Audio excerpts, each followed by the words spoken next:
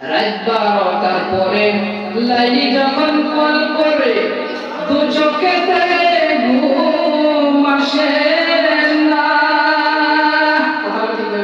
রাত 12টার পরে লাইলি যখন কল করে দু চোখেতে ঘুম আসে না।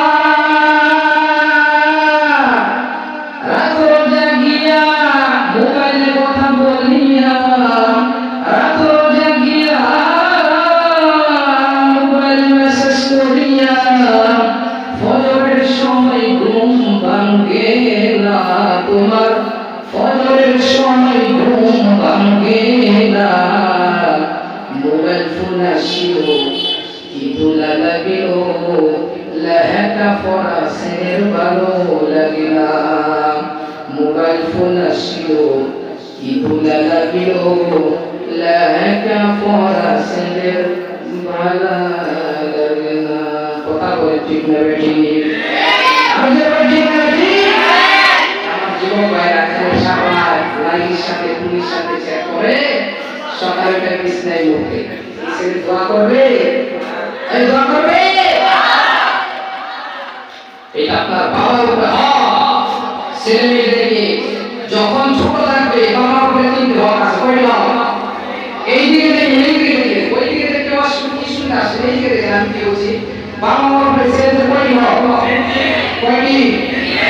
এই তিনটি হক বাবার আদায় করতে হবে। সর্বপ্রথম হক হচ্ছে যখন ছেলে সন্তান দুনিয়ার জন্মে আসবে তার ডান কানে আজান দেওয়া লাগবে, বাম কানে কি দেওয়া লাগবে? কামড়। বিশ্বনবী রাহমাতুল্লাহ আলাইহি যখন হাসান হুসাইন দুনিয়াতে আসলো নাতি, বিশ্বনবী রাহমাতুল্লাহ আলাইহি সর্বপ্রথম ডান কানে আজান দিয়েছেন, বাম কানে কামড় দিয়েছেন। সুবহানাল্লাহ। সেই জন্য ছেলেদের হক এই না, ছেলে মেয়েদের হক। বাবা মার হক আমি পরে বলতেছি। ছেলেদের হক তিনটি। সর্বপ্রথম তার ডান কানে আজান দেওয়া লাগবে, বাম কানে কি দেওয়া লাগবে? কামড় দেওয়া লাগবে। দ্বিতীয় নম্বরে যখন ছেলে বড় হবে 7 বছর 10 বছর বয়স হবে তাকে ইলম শিক্ষা দেওয়া লাগবে। তালাবুল ইলম ফারিদাতুন আলা কুল্লি মুসলিম। মুসলমান নরনারীর উপরে ইলম শিক্ষা ফরজ করে দেওয়া হয়েছে। এতটুকু ইলম শিক্ষা ফরজ যে ইলমটা আপনি জুয়ার থেকে বাঁচতে পারবেন, জিনা থেকে বাঁচতে পারবেন, অশ্লীল নাচ গান নৃত্য থেকে আপনি বাঁচতে পারবেন। এতটুকু ইলম শিক্ষা করবে ফরজ। সেই জন্য ছেলে মেয়েদের ইলম শিক্ষা দেওয়া লাগবে।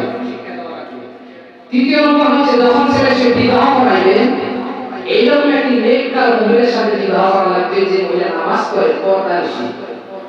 আর যদি ওই কেদামাকে করে রাস্তা দিয়ে আসে না নাই, কেদামা খায়, লিপস্টিক মারে, এরা হচ্ছে দাইয়ুস। এরা তো জান্নাত যাবে কি করে? কথা জান্নাতের সুগন্ধি পাবে না। এদেরকে যদি বিবাহ করান ও তো বুঝবে না আগে শ্বশুর শাশুড়ি কি জিনিস। কথা বলি না আপনি? আপনি যে শ্বশুর শাশুড়ি কি জিনিস বুঝবে?